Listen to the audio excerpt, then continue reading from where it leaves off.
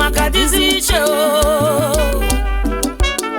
ibe mu na wacha moto papa mere mi meribe mo nke magadiziche ibe ma nwucha wumu onye ọma anye no mu inyeribe mo ike magadiziche ufoda lucha wulo bili obu gini jizi nke magadiziche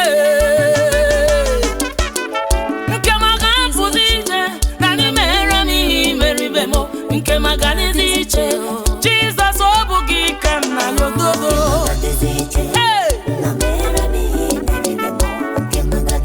onye majemanu no obugi kam na yodadimo ike meriri omu no obugi kam na yo papa mu odogunaga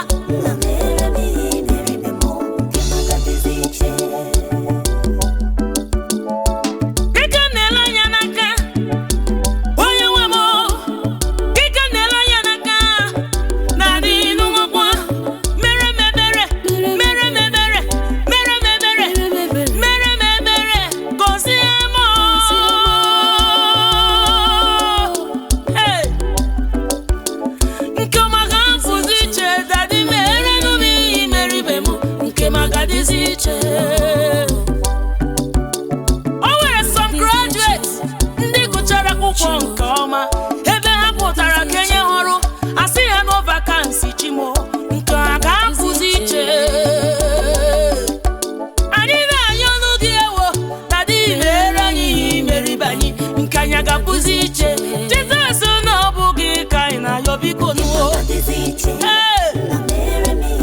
oyoma obobe bojudi ale manyeno iyo wawo chine rongu no bugi kana yobiko omuge nwa horu nya horu sanu ebere ndị na-achọ nwanye nwa ichanya ndị na-achọ dị nye ha dị biko biko biko biko biko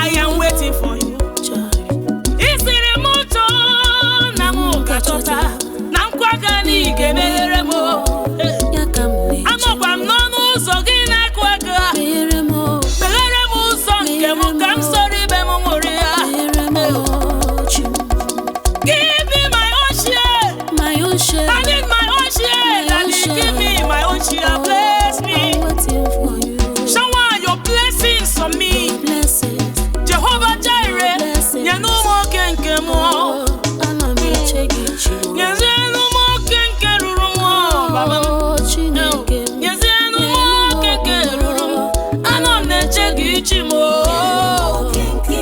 Onyoma, onyoma, onyoma.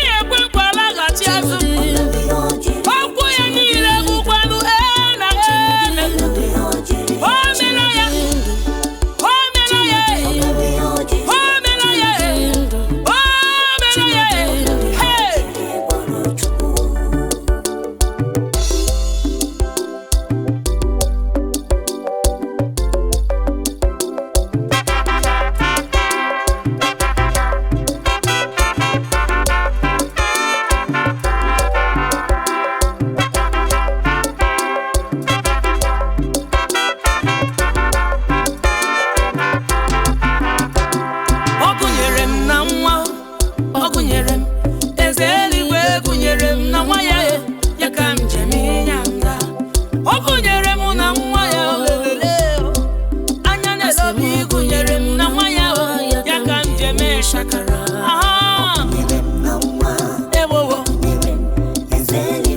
Hallelujah.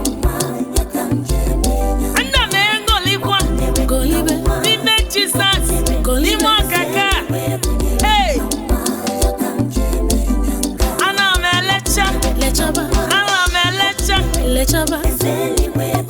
Father, we thank you. We are hands of the Father. We are jointed with the soul.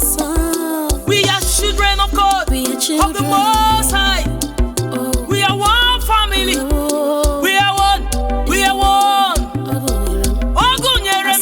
Ogunyerem. Ogunyerem. Ogunyerem.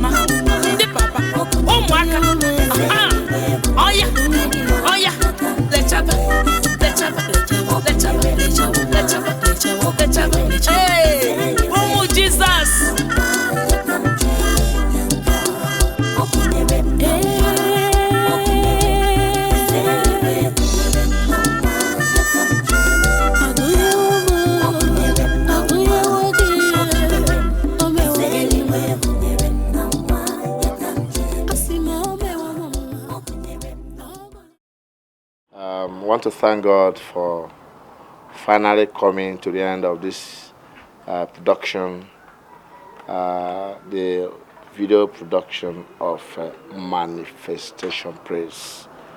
It's been a wonderful time having all of you on set.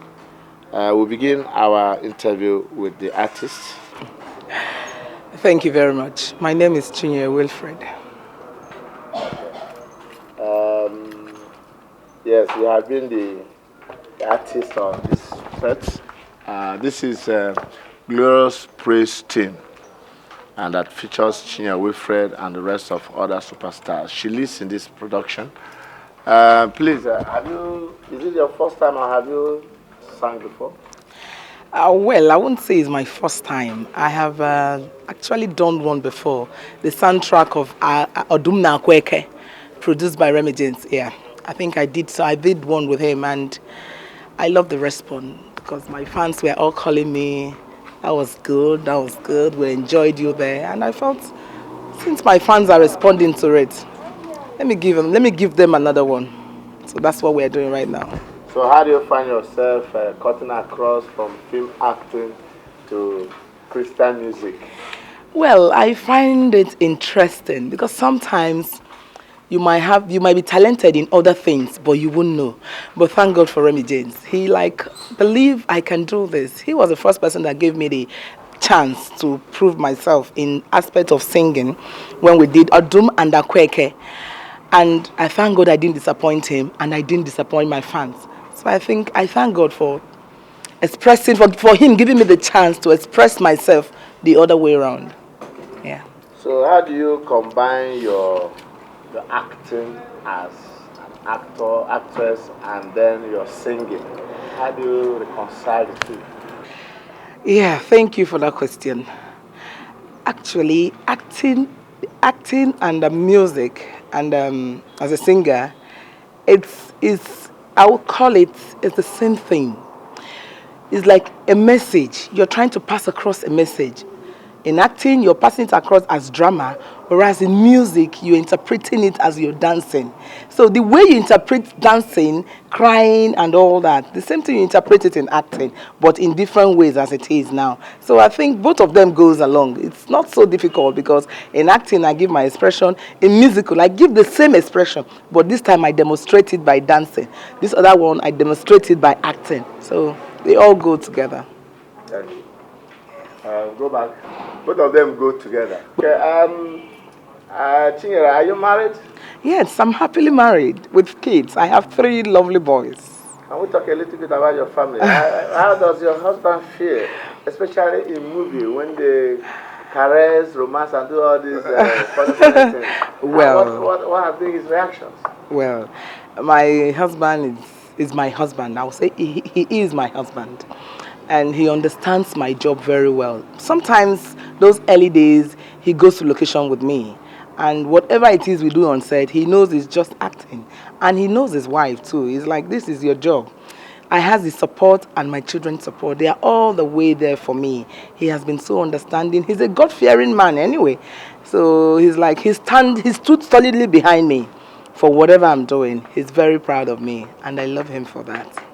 Thank you very much. What is your message to your fans, especially those who have known you in the Nollywood and in field of filmmaking and film acting, now that they are coming into the music world?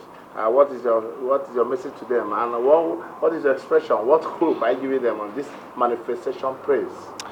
Well, my message to them is to be focused. Be focused in whatever it is you're doing. Have a dream. Pursue your dream, and you will achieve it. Just like I was accepted in the movie industry, I beg my fans to also accept me in the music industry. I will not disappoint you. Go for this tip, manifestation. Go for it. Watch it. Call me and tell me what you feel about it, because I'm giving you all my very good best. All I'm doing is to make my fans happy. Is to make my fans accept me in the music world as well. So I tell you to go out for it.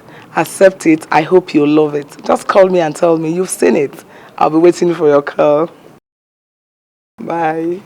Yeah, ladies and gentlemen, we have finally come to the end of the production. And this is Glorious Praise Team featuring Chinyere Winfred, Ifeoma, and Ifunanya, and the rest of other superstars. And we are here with the backup. Let's hear from the horse's mouth. My name is Igwe Frances, as I'm being called. That's Ifunanya. Yeah, it's Ifunanya too. Okay. How do you find your role in this praise manifestation time? I would say It's a little bit challenging to me, to my person, as my first time. But I think I tried with the help of the crew members and most especially my producer, Remy Jess. It's been wonderful, it's wonderful. How do you see yourself cutting across? Because you understand you're also an actress, an upcoming actress. How do you see yourself cutting across from acting to singing? Okay, at first I give thanks to God. It's not by my power from acting, singing and all that, because I never believed it that I will find myself into the music industry. It's just like, how do I call it? It's so amazing to me. I'm overwhelmed, you know. I'm just happy. Very happy. So, what would be your advice to your fans on this album, Manifestation Time? Well, my fans. Well, of course, I know how have fans out there, of course, and I don't know. I'm just so happy, but please, you guys, I know you guys will be supporting me, so I'll be doing well, bringing things like this, you know, because it's when you guys support me, then I'm being made who I am and who I want to be. So I just pray that I'll have lots of fans, because I'm a starter, I'm an upcomer in this, even in the movie industry. So I don't really know if I have much fans, but I just hope that this will, I don't know, will just make the whole people just like me, just love me, and they will just be my friends, you know. I don't know, but thank you all, thank you. Okay, once again, we have been talking to one of the singers in Lagos praise team. This album is called Manifestation Time. It's the time for you to actualize every of your dreams in the name of Jesus. Thank you. Get a walk. Thank you.